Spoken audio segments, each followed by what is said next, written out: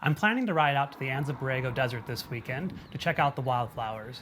And I don't know if it's just because I skipped lunch or what, but I've got food on the mind. I've already decided to bring a stove because I just find it makes for a more enjoyable experience and will generally make it a lot easier for me to get the around 4,000 calories I plan to eat each day. But I'm still trying to decide between my liquid gas stove and my canister stove. I really like my liquid gas stove because it can run on the recommended white gas as well as kerosene or gasoline. And it's also really easy to keep track of how much fuel is left and how much has been used because you can see directly into the canister.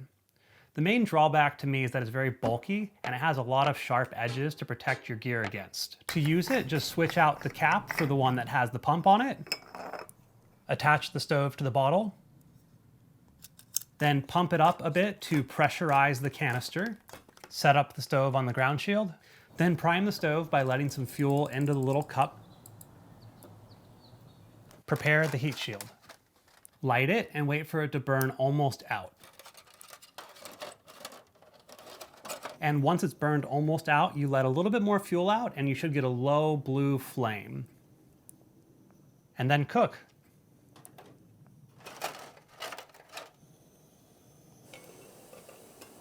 Compare this to my canister stove, which is super compact and easy to use. All you do is attach the stove to the canister, open the fuel valve a little bit, and ignite. The main drawback is the availability of canisters and never really knowing how much fuel you have left unless you have a scale with you. Having thought it through, I think I'm gonna use my canister stove for this trip. I know exactly how much fuel I'm gonna need for the meals that I plan to make, and it just packs down so well into the bags that I plan to use. I spent a little bit of time packing what I plan to eat while I'm out on tour, but now that I've got my stove figured out and all of that figured out, I'm focused on dinner. I find it to be so helpful to eat enough food the night before going on tour because it's almost impossible to eat enough as you go. That's why I'm making this hearty beef ragu to be served over pasta. It's full of protein, carbs, and fiber and easy to eat a lot of, which is the perfect meal for me for the night before a trip. But I have a confession to make. This is really more of a do as I say, not as I do type thing. This is what I planned to eat before my trip, but I ended up having to reschedule and having to attend a dinner event the night before. So instead, I had a small dinner, I had a couple of drinks, and I went to bed way too late, all of which I regretted the next day. It's a little early for me for breakfast, but I am trying to force myself to eat something. So I've got some toast and an apple, and I'm about to hit the road. My goal for the day is to eat about 100 calories per hour, plus a couple of bigger meals. And my route plan is to ride to the trolley station in Old Town and then take the Green Line to Santee. From Santee, I'll follow the San Diego River Trail until I'm forced out onto the highway. And although this part is unpleasant, it will put me near some restaurants at lunchtime. It's so much easier to me to get enough calories and eat well when I can outsource the cooking. From here, the route continues all uphill to Julian, which will be my last chance for food before descending into the desert. I was craving some of Julian's famous apple pie, but ended up settling for this delicious cross between a donut and a churro. In total, this route is 70 miles, about 112 kilometers, with 5,600 feet of climbing. It's about 1,700 meters. And as per usual, I am completely exhausted by the time I arrive. I forgot just how much of a climb it is to get here. And then I got to the campground I was supposed to stay at, and it turns out that there are no bathrooms there. So I came to the developed campground next door, which happens to be closed, so I decided to stay here.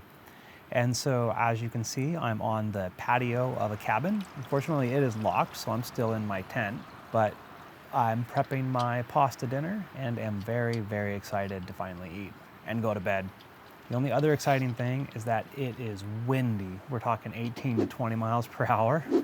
And so I've got my tent tucked in the corner next to this building to provide some shelter from the wind. When I'm camping in the desert, I almost always use my pasta water as water because I don't have any more sources of it. What I don't always do though is make my hot chocolate in my bowl because I forgot my cup.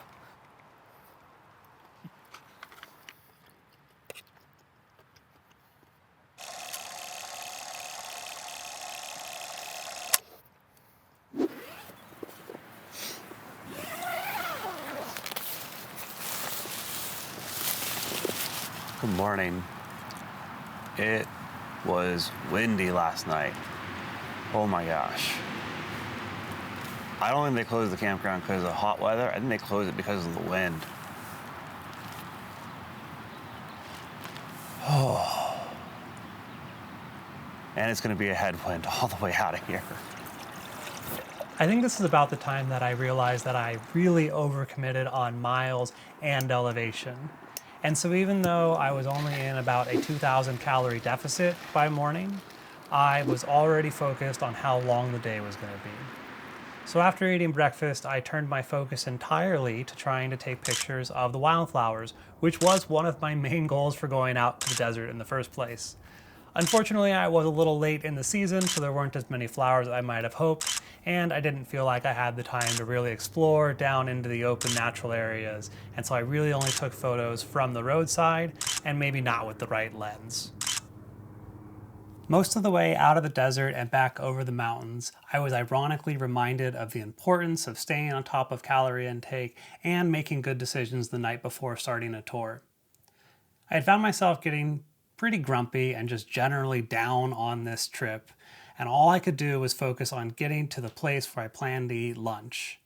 And when I finally got there and took my first bite of food, I was overwhelmed with relief and emotion, and that's when I knew that I had cut it pretty close.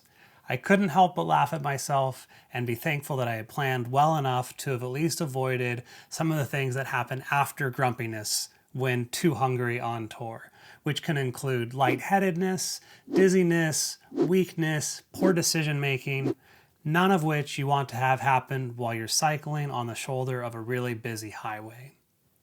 Anyways, I hope you found this video helpful, and if you had any questions or think that I missed anything, please let me know in the comments. And if you were wondering what to do about water, I highly recommend watching this video about what to do when cycle touring in arid climates.